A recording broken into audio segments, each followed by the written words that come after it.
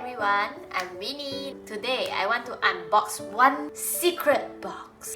This is Basil by Self-Sufficient Penang. Okay, let us check this out. Yay!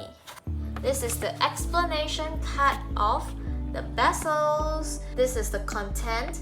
We have 1 bag of Self-Sufficient Penang seedling soil, 1 piece of mini pot, 1 bag of basil seeds, and 1 set of mini garden tools.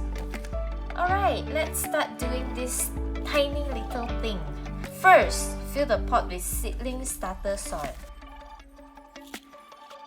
So next step is to spray some water. Okay. So next is this one. You need to put 4 to 6 seeds on the surface. Okay, let's add a thin layer of soil on top of the seeds. So let's spray some water.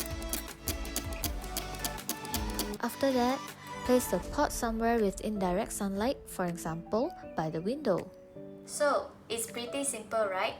You can also label your pot with a label and also water slightly every day. It will germinate within 3 to 4 days and we'll check it out after 3 days.